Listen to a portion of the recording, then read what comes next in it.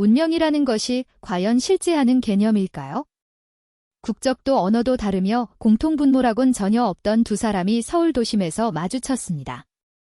엘리사 옌센이 우연히 부딪힌 그 찰나, 언어로 형용할 수 없는 강력한 끌림이 폭발했습니다. 마치 수많은 생을 거쳐 기어이 재회하게 된 것처럼 평범했던 서울의 거리는 두 사람의 인생을 180도 뒤바꿔 놓았습니다. 도대체 그들 사이에는 어떤 운명적인 사건이 발생했던 것일까요? 저는 덴마크 특수부대 헌츠맨 소속의 엘리사 옌센 상사입니다. 2021년 8월 26일, 그날의 기억은 제 삶의 궤적을 완전히 수정시켰습니다. 카불 공항은 그야말로 생지옥과 같았습니다. 탈레반이 수도를 장악한 직후 수천 명의 아프가니스들이 공항으로 필사적으로 몰려들었죠. 저희 부대는 덴마크 협력 통역관들과 그들의 가족을 구출하는 임무를 부여받았습니다. 옌센 상사님, 명단에 있는 자이라, 카림 가족이 북쪽 게이트에 도착했습니다. 부하의 무전을 받고 즉시 달려갔습니다. 육중한 철조망 너머로 수백 명의 사람들이 절박하게 손을 뻗고 있었습니다. 저는 그 혼란 속에서 자이라를 찾아내야 했습니다. 그녀는 3년간 덴마크 군의 통역관으로 일했으며 그 경력 때문에 탈레반의 명확한 표적이 되어 있었습니다. 자이라 카림. 목이 터져라 외쳤지만 아수라장 속에서 제 목소리는 묻혀버렸습니다. 그때 한 여성이 어린 딸을 품에 안고 철조망 앞으로 밀려 나왔습니다. 자이라였습니다. 그녀의 눈빛에는 절망과 동시에 희망의 간절함이 어려 있었습니다. 도와주세요. 제발 아이들만이라도. 그녀가 영어로 애원했습니다. 그러나 바로 그 순간 상부로부터 엄중한 명령이 하달되었습니다. 즉시 철수하라. 게이트를 폐쇄하라. 저는 격렬하게 저항했습니다. 잠깐만요. 여기 우리 협력자가 있습니다. 자이라 가족이에요. 하지만 돌아온 대답은 냉혹했습니다. 안 된다. NATO 철수 일정이 변경되었다. 지금 당장 철수해야 한다. 저는 눈앞의 현실을 믿을 수 없었습니다. 손만 뻗으면 닿을 거리에 그들이 있었지만 규정상 신원 확인 절차를 거쳐야 했습니다. 시간이 없습니다라는 차가운 목소리가 귓가에 맴돌았습니다. 저는 떨리는 손으로 소총을 내려놓고 자이라의 눈을 응시했습니다. 미안해요. 정말 미안합니다. 게이트는 닫히기 시작했고 자이라는 딸을 철조망 위로 들어 올리며 아이만이라도 제발. 이라고 울부짖었습니다. 하지만 규정은 규정이었고 가족 단위로만 이송이 가능하다는 매뉴얼을 저는 거스를 수 없었습니다. 헬기를 타고 상승하면서 아래를 내려다보았습니다.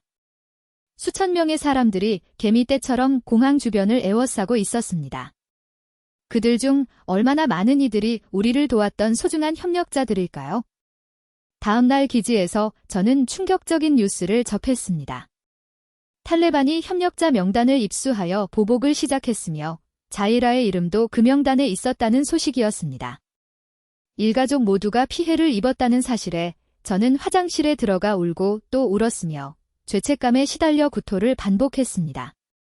내가 조금만 더 맞서 싸웠다면, 규정 따위 무시하고 그들을 끌어올렸다면 결과가 달라지지 않았을까?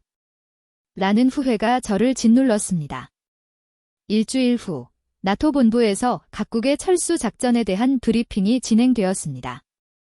미군, 영국군, 독일군 모두 비슷한 혼란, 실패, 그리고 결국 버려진 사람들에 대한 보고를 이어갔습니다.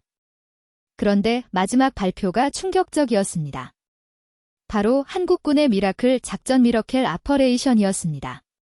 한국군은 불과 24시간 만에 아프간 협력자 390명 전원을 성공적으로 구출해냈습니다. 회의장이 술렁거렸고 관련 영상이 상영되었습니다. 한국 특수부대원들이 카불 시내 곳곳을 누비며 협력자들을 찾아 데려오는 모습이었습니다. 독일군 장교가 영어로 물었습니다. 어떻게 그게 가능했습니까? 한국군 측은 현장 지휘관에게 완전한 재량권을 부여했다고 설명했습니다. 협력자 가족이 분산되어 있을 경우 각기 다른 팀이 동시에 움직였으며 명단에 없는 가족이 발견되면 현장에서 즉시 추가하는 유연함을 보였습니다. 저는 화면을 뚫어지게 응시했습니다. 한국군은 시내 한복판까지 침투하여 협력자들을 구출했고 총격전이 벌어지는 와중에도 결코 포기하지 않았습니다. 가장 인상적인 장면은 다음이었습니다. 한국 공군 수송기 내부가 화면에 잡혔습니다. 좌석이 부족하자 승무원들이 기꺼이 자리를 양보하고 바닥에 앉아 있었으며 심지어 조종사들까지 교대로 쉬어가며 최대한 많은 인원을 수용했다고 했습니다.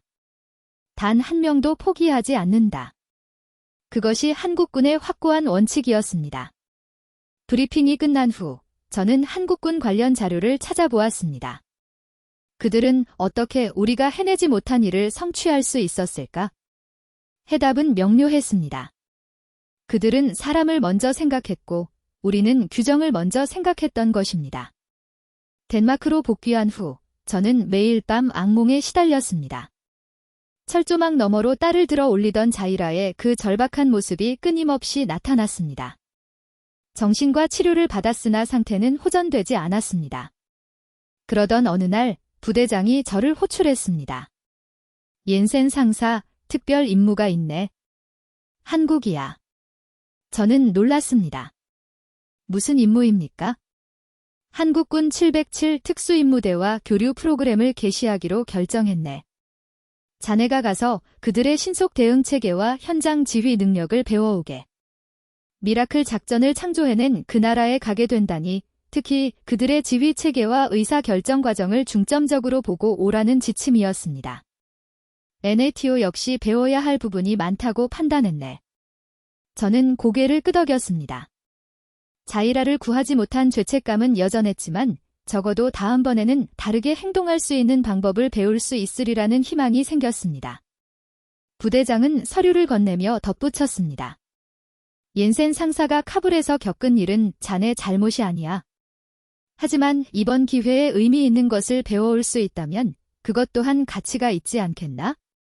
일주일 후 저는 인천공항행 비행기에 올랐습니다.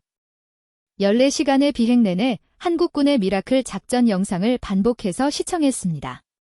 어떤 사람들이 이 기적을 만들었을까? 그들은 우리와 근본적으로 무엇이 다를까? 비행기가 한국 영공에 진입했을 때 창밖으로 서울의 거대한 야경이 펼쳐졌습니다. 불빛으로 가득 찬 이 도시는 전쟁의 폐허에서 스스로 일어선 나라였습니다. 어쩌면 그들이 기적을 창조할 수 있었던 것은 그들 스스로가 기적의 산물이기 때문일지도 모른다는 사념이 들었습니다. 2022년 3월 인천공항에 도착했을 때 예기치 않은 환영이 기다리고 있었습니다. 한국 언론사 기자들이 대거 몰려 있었던 것입니다. 유럽 특수부대 최초로 한국군과 교류하시는데 소감이 어떠신가요? 카불에서의 경험이 이번 방안에 영향을 주었나요? 저는 당황했지만 침착하게 답했습니다. 한국군의 미라클 작전에서 많은 것을 배우고 싶습니다. 그들이 어떻게 단 한 명도 포기하지 않았는지 그 정신을 체득하고 싶습니다. 공항 게이트를 나서자 한국군 장교 한 명이 기다리고 있었습니다. 검은 베레모 아래 날카로운 눈매가 인상적이었습니다. 첫인상은 차가웠지만 어딘가 깊은 내면에 무언가를 품고 있는 듯한 느낌이었습니다. 옌센 상사님, 환영합니다. 707 특임대 차민준 대위입니다. 악수를 나누는 순간 그의 손에서 느껴지는 굳은 살이 예사롭지 않았습니다. 이 사람 역시 수많은 실전을 겪었구나라는 생각이 들었습니다. 하지만 그때 저는 알지 못했습니다. 이 차가운 눈빛의 남자가 제 인생을 완전히 변화시킬 것이라는 사실, 그리고 그가 북한 특수부대 출신이라는 충격적인 과거를 지니고 있다는 사실을 말입니다. 공항에서 부대로 이동하는 차 안, 차민준 대위는 과묵했습니다. 오직 운전에만 집중할 뿐이었죠. 저는 차창 밖으로 스쳐 지나가는 서울의 풍경을 바라보았습니다. 고층 빌딩들, 잘 정돈된 도로, 그리고 평화로운 일상을 영위하는 사람들. 첫 한국 방문이십니까? 그가 마침내 입을 열었습니다. 그의 억양은 독특했습니다. 딱딱하면서도 어딘가 조심스러운 기운이 감돌았습니다. 네, 처음입니다. 상상했던 전 부대 비상. 이것은 훈련이 아니다. 순간 분위기가 급변했습니다. 장병들은 실전 장비를 착용하고 즉각 집결했습니다. 무슨 상황입니까? 북한 무인기가 휴전선을 침범했습니다. 실제 상황입니다.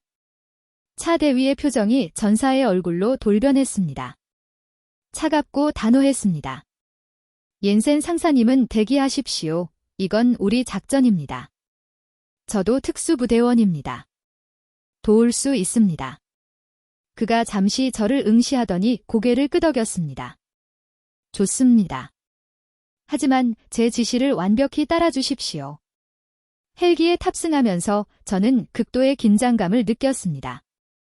훈련이 아닌 실제 상황, 그것도 남북 간의 대치 상황에서의 작전이라니. 무인기 추적 중입니다. 경기 북부 산악 지역으로 향하고 있습니다. 조종사의 보고가 들렸고 차 대위는 팀원들에게 빠르게 지시를 하달했습니다. 그의 침착함은 놀라웠습니다. 마치 수없이 경험한 일처럼 자연스러웠습니다. 30분 후, 우리는 산악 지역에 도착했습니다. 무인기는 숲에 추락한 상태였습니다. 정찰 장비가 부착되어 있습니다. 데이터를 회수해야 합니다. 차 대위가 신호를 보내자 팀원들이 완벽한 진영을 갖추며 흩어졌습니다. 옌센 상사님, 저와 함께 움직이십시오. 우리는 조심스럽게 무인기에 접근했습니다. 그때 숲속에서 미세한 움직임이 감지되었습니다. 멈춰. 차 대위가 소리쳤습니다. 숲에서 한 남자가 나타났습니다. 민간인 복장이었지만 움직임은 고도로 훈련된 사람 같았습니다. 남자가 갑자기 도주하기 시작했고 차 대위가 즉시 추격했습니다. 저도 뒤따랐습니다. 험난한 산악 지형에서의 추격전이 시작되었습니다. 남자는 빨랐지만 차 대위는 지형을 손금처럼 꿰뚫고 있는 듯 더욱 빨랐습니다. 오른쪽으로 우회하십시오. 그의 정확한 지시에 따라 저는 남자의 퇴로를 완벽히 차단했습니다. 움직이지 마. 제가 영어로 외쳤고 남자는 멈췄으며 차 대위가 순식간에 제압했습니다. 북한 공작원입니다. 차 대위가 남자의 주머니에서 암호화된 저장 장치를 꺼냈습니다. 작전은 성공적으로 종료되었습니다. 무인기 회수와 공작원 체포라는 두 목표를 모두 달성했습니다. 헬기로 복구하면서 차 대위가 말했습니다. 잘하셨습니다. 판단이 신속하시네요. 한국에서는 이런 일이 자주 있습니까? 일상입니다. 우리는 매일이 실전입니다. 그의 목소리에서 깊은 피로감이 배어 나왔습니다. 그제야 그의 젊은 얼굴에 새겨진 미세한 주름들이 눈에 들어왔습니다. 부대로 돌아온 후 상세한 디브리핑이 있었습니다. 작전의 모든 과정을 분석하고 개선점을 찾는 시간이었습니다. 대령은 옌센 상사의 지원이 큰 도움이 되었습니다라며 저를 칭찬했고 다른 대원들도 박수를 보냈습니다. 처음으로 그들의 완전한 일원이 된 듯한 기분을 느꼈습니다. 그날 밤 차 대위가 저를 찾아왔습니다. 맥주 한잔 하시겠습니까? 의외의 제안이었습니다. 우리는 부대 근처의 작은 포장마차로 향했습니다. 오늘 정말 수고하셨습니다. 상사님 덕분에 작전이 성공했습니다. 별일 아닙니다. 그런데 정말 빠르시더군요. 어떻게 그렇게 산을 잘 아십니까? 그가 맥주잔을 내려놓고 먼 곳을 응시했습니다. 제가 원래 저쪽 사람이었거든요. 순간 공기가 얼어붙었습니다. 저쪽이라니, 설마. 북한 특수부대 출신입니다. 5년 전에 귀순했죠? 저는 할 말을 잃었습니다. 북한 특수부대원이 한국 특수부대원이 되었다니. 놀라셨죠? 다들 그렇습니다. 어떻게 그런 결정을 하셨어요? 그가 쓴웃음을 지었습니다. 가족이 정치범 수용소에 끌려갔습니다. 저도 위험했죠? 살기 위해 넘어왔는데 가족은 결국 모두 사망했다고 합니다. 그의 눈에는 형언할 수 없는 깊은 슬픔이 어렸습니다. 저도 압니다. 가족을 지키지 못한 그 죄책감을. 그래서 더 열심히 합니다. 여기 사람들을 지키는 것이 제 속죄이니까요. 우리는 말없이 맥주를 마셨습니다. 서로 다른 나라, 다른 배경, 하지만 가족을 잃은 동일한 상처를 가진 두 사람이 그렇게 나란히 앉아 있었습니다.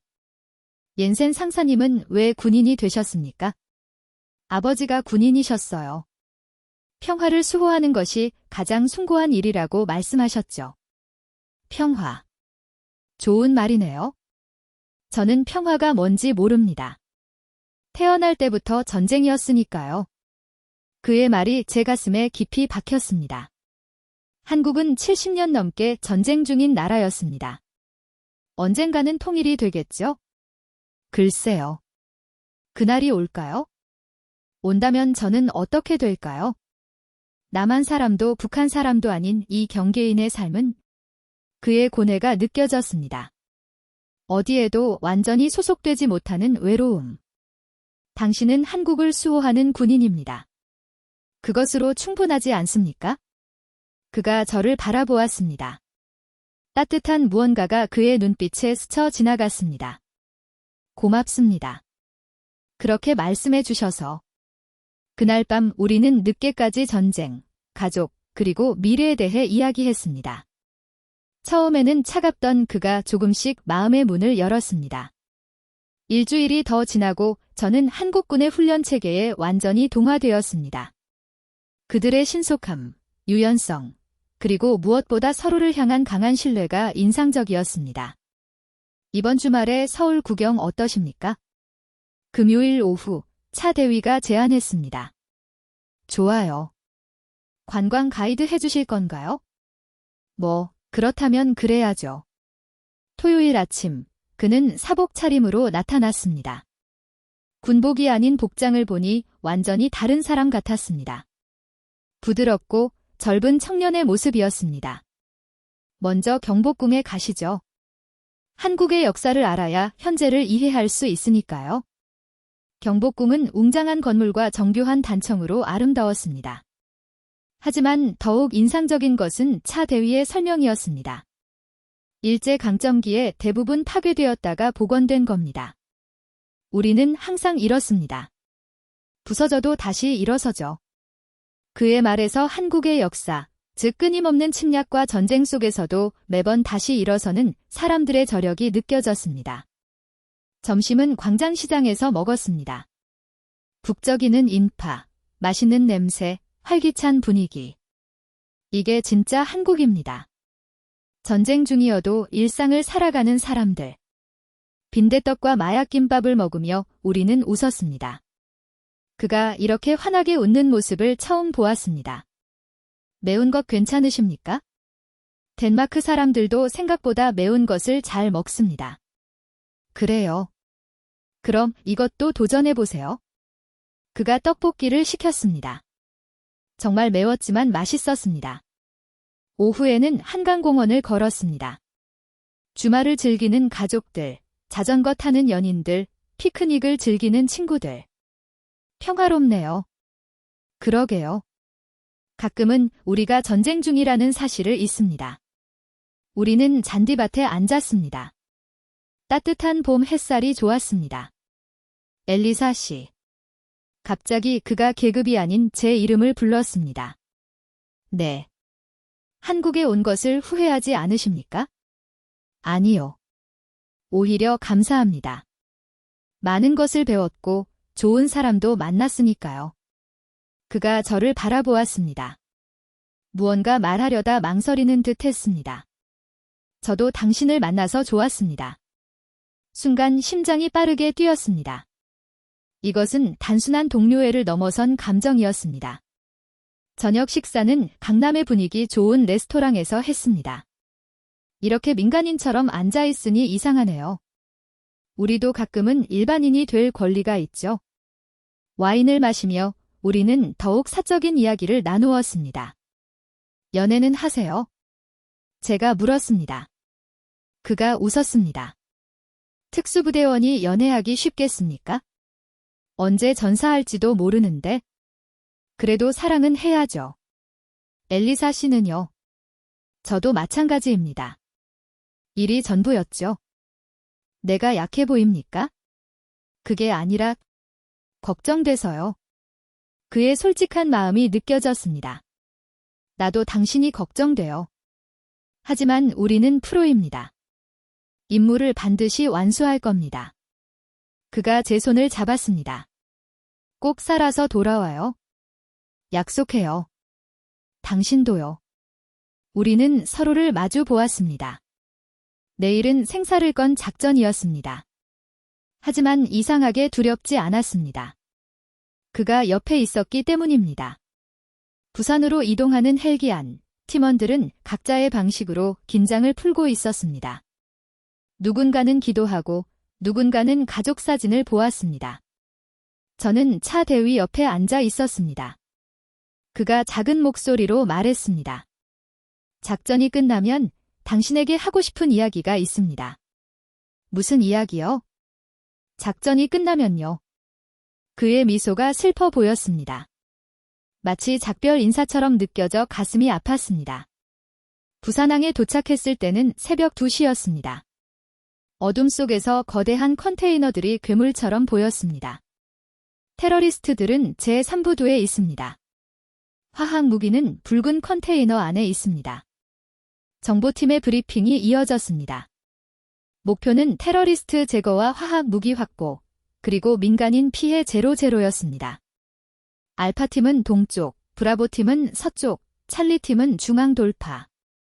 차 대위가 작전을 설명했고 저는 그의 찰리팀에 속해 있었습니다. 자, 갑시다.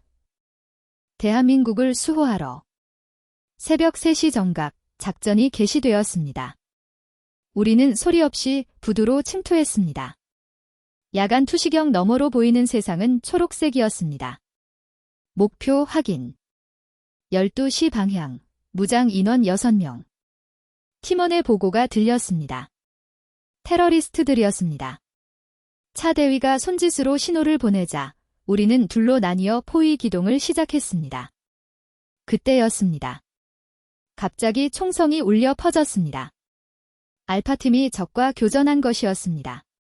접촉. 알파팀 교전 중. 순간 상황이 급변했습니다. 테러리스트들이 우리 위치를 알아차렸습니다. 계획 변경. 정면 돌파한다. 차 대위의 판단은 신속했습니다. 기습의 이점을 잃었으니 속도로 승부해야 했습니다.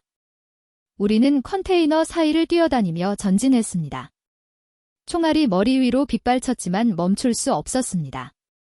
화학 무기 컨테이너 시야 확보. 제가 외쳤습니다. 붉은 컨테이너가 50m 앞에 보였습니다. 저쪽. 적 증원 병력. 중앙 오른쪽에서 테러리스트들이 나타났습니다. 6명이었고 자동소총으로 무장하고 있었습니다. 교전이 시작되었고 콘크리트 파편이 튀고 화약 냄새가 진동했습니다. 수류탄. 누군가 외쳤고 테러리스트가 던진 수류탄이 우리 쪽으로 날아왔습니다. 찰나의 순간 차 대위가 저를 덮쳤습니다. 폭발음과 함께 파편이 사방으로 흩어졌습니다. 괜찮아요. 네. 고마워요. 그가 일어나려다가 고통스러운 신음을 냈습니다. 등에서 피가 흘러나오고 있었습니다. 파편에 맞은 것이었습니다. 민준. 괜찮아요. 계속하여. 화학 무기를 막아야 해요. 하지만 그는 일어서지 못했습니다.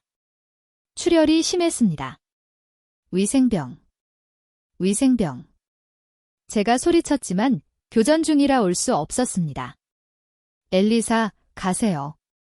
임무를 완수해야 합니다. 그가 소리쳤습니다. 안 돼요. 당신을 두고 갈 수 없어요. 이게 명령입니다. 그는 외쳤지만 저는 움직일 수 없었습니다. 카불에서처럼 또다시 누군가를 버리고 갈 수는 없었습니다. 저는 그를 엄폐물 뒤로 끌고 가서 응급처치를 시작했습니다. 왜 안 가요? 단 한 명도 포기하지 않는다. 한국군에게 배운 거예요.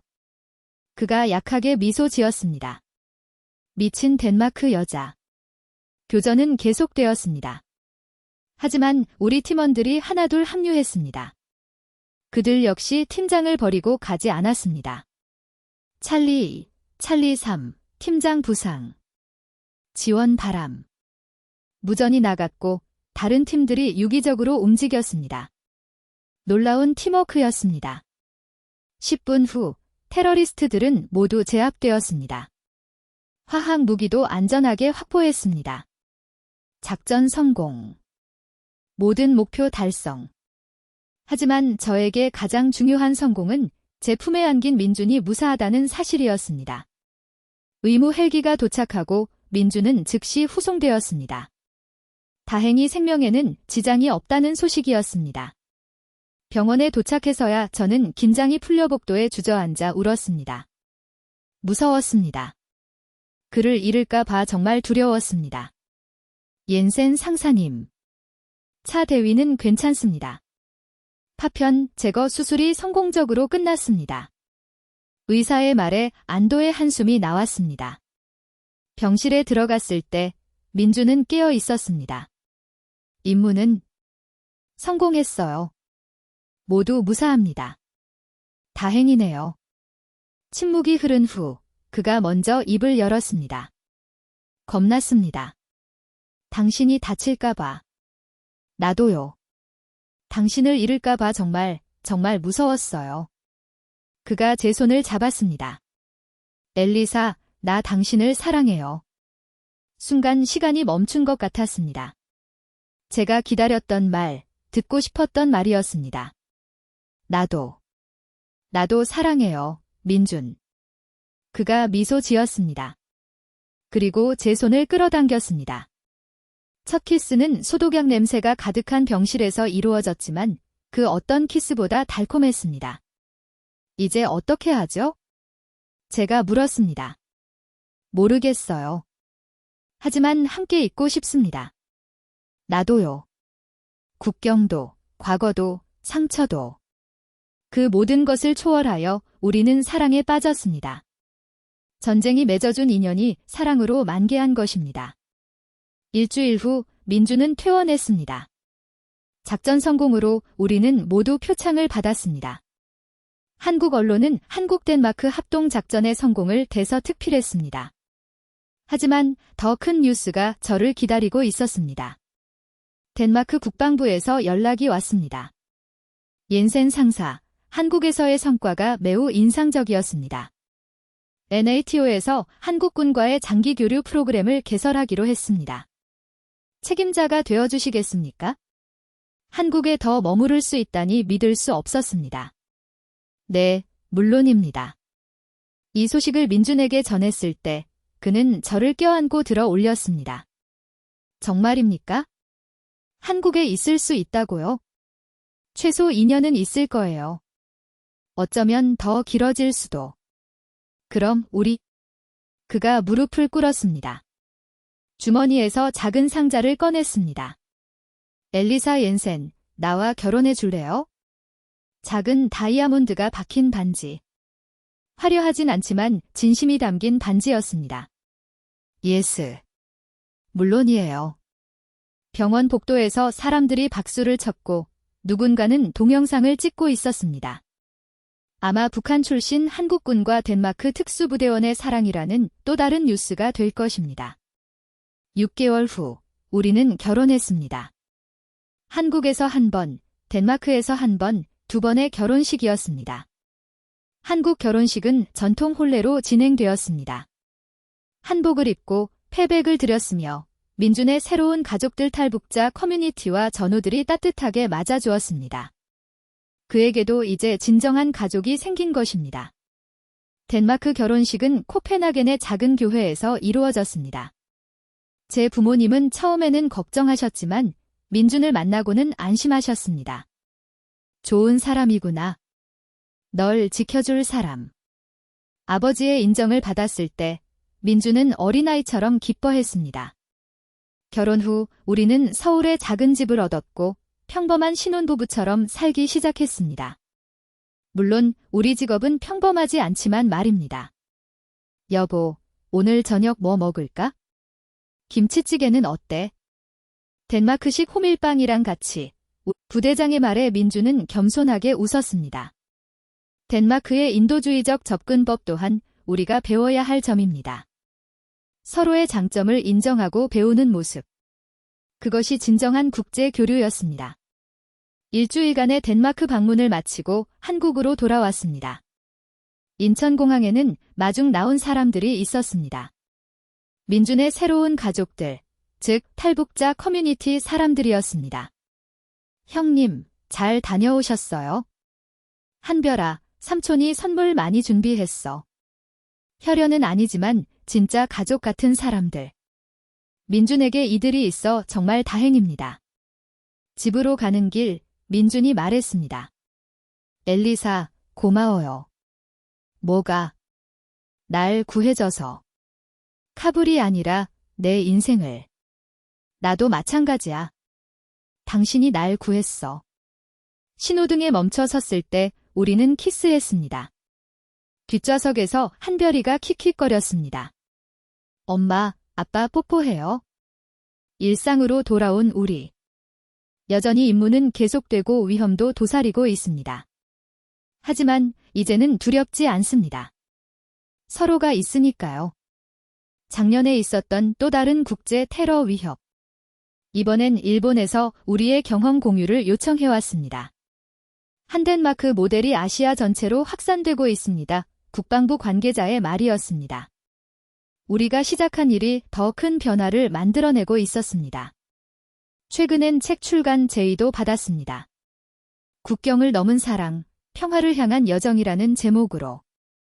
우리 이야기가 많은 이들에게 희망이 되기를 바라면서 긍정적으로 검토 중입니다. 한 언론사 인터뷰에서 기자가 물었습니다. 두 분의 사랑이 특별한 이유가 무엇이라고 생각하세요? 민준이 대답했습니다. 우리는 서로의 깊은 상처를 이해했고 함께 치유해 나갔습니다. 사랑은 그런 거 아닐까요? 서로를 온전히 받아들이는 것. 맞습니다. 우리는 완벽하지 않은 상처투성이의 전사들이지만 그래서 더 강합니다. 서로를 이해하고 지탱하니까요. 올해로 결혼 3년째, 우리는 여전히 깊이 사랑합니다. 엄마, 나도 특수부대 할래요. 한별이가 장난감 총을 들고 뛰어다녔습니다. 안 돼. 위험해. 민준이 펄쩍 뛰었습니다. 딸바보 아빠의 모습에 웃음이 터져나왔습니다. 한별아, 내가 하고 싶은 일을 하면 돼. 특수부대든 뭐든 대신 어떤 일을 하든 사람을 돕는 일이면 좋겠어. 한별이가 고개를 끄덕였습니다. 똑똑한 우리 딸입니다. 저녁 식탁에서 민준이 갑자기 말했습니다. 언젠가 평양에 갈 수 있을까요? 숟가락을 놓을 뻔했습니다. 희망을 버리지 말아요. 언젠가 남북 관계가 개선되면 그의 눈에 고향에 대한 그리움과 두려움이 교차했습니다. 그때가 오면 같이 갈게. 위험할 텐데. 우리 함께잖아. 못 갈 곳이 어디 있어? 그가 제 손을 잡았습니다. 거칠지만 따뜻한 손. 이 손과 함께라면 정말 어디든 갈 수 있을 것 같습니다. 밤에 아이들을 재우고 우리는 베란다에서 맥주를 마셨습니다. 서울의 야경이 반짝였습니다. 3년 전 그날 인천공항에서 날 처음 봤을 때 뭐 생각했어? 솔직히 왜 하필 여자야? 귀찮게. 우리는 함께 웃었습니다. 지금은 어떻게 이런 행운이 나에게 왔을까 매일 생각해요. 나도야. 매일 감사해. 별이 빛나는 서울의 밤하늘 아래 어딘가에서는 여전히 총성이 울리고 누군가는 고통받고 있겠지만 우리는 희망을 만들어가고 있습니다. 한 걸음씩 꾸준히. 엘리사, 응. 사랑해. 영원히. 나도 사랑해. 영원히. 전쟁이 만든 인연이 사랑이 되었고 그 사랑이 평화의 씨앗이 되었습니다. 우리 이야기는 계속될 것입니다. 한별이와 곧 태어날 태극이, 그리고 언젠가 만날 더 많은 아이들과 함께. 내일도 우리는 일어나서 임무를 수행할 것입니다.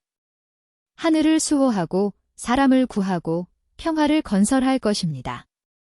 그것이 우리의 소명이기 때문입니다. 하지만 그 전에 오늘 밤은 국경도 전쟁도 없는 오직 사랑만 가득한 꿈을 꾸며 행복한 가족으로 잠들 것입니다.